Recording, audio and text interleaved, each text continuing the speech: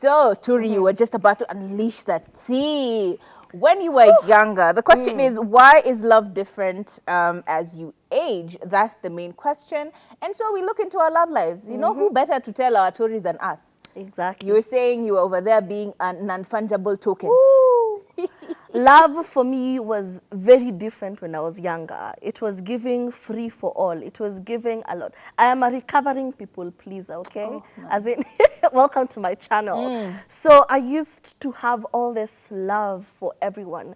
I would be empathetic to everyone's situation. I would always put everyone first. And when you're always giving and giving and giving, you never have anything left for yourself. And when you have a horrible relationship with yourself, it's toxic, okay? You become those people who are clingy because I have given you all of this. Why won't you love me? Please love me. Why do you want to leave me? I have done all of this for you. So until I got older and I discovered you should first love you. Love yourself. Me first, Lucius. As in, be so in love with yourself that other people think it's cringe. Like these days, if I see a mirror, Kathomi knows. Oh, yeah. That's where I'm headed first, you know? I just admire, I'm like, girl, look at you. As in, look at you, you know? Every time. It is annoying. Everywhere. I will just randomly Consistently. just say, I am beautiful. I am killing it. This lighting is I have- so beautiful. I have an Wait. app. Wow. I have an app that reminds me just how good I am. You know? Affirmation, Affirmations yeah. to yourself. And once you start loving yourself, you realize it becomes so much easier to have boundaries with other people, to love other people without getting hurt, to just put yourself out there. Alafu hata if you're hurt and umepatiwa character development, you have the capacity kurudi soko, kuoga na kurudi soko, because you realize it's not a you problem, it's a them problem. So you heal very fast, you ingia bafu, unajisugua, unarudi soko.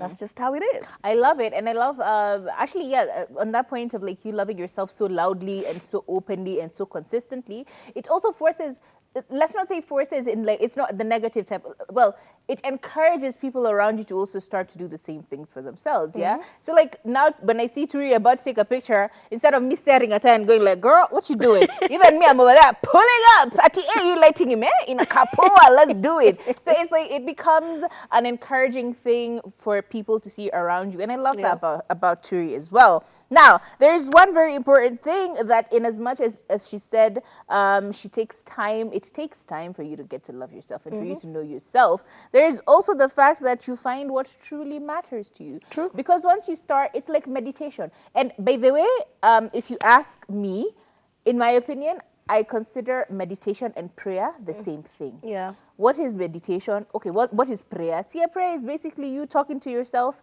and hoping that someone is listening to you. And in that process of talking to yourself loudly or quietly, whichever way, or speaking to the God that you serve, then you tend to out loud say the things that you want. When you say things like, God, please help me become patient, you're reminding yourself to, but then I need to be more patient. That's you telling yourself out loud what you need to do. So isn't that the same thing as meditation? Just saying. So that constantly trying to learn what you are about, trying to figure out what your life is, who am I, what is my love language, like how do I want to feel loved, how do I expect others to love me, why is it that this is the way that I want to love and be loved and not this other way, or do I have some issues, some underlying PTSD here that I need to worry about or need to figure out, should I probably actually speak to someone about these things?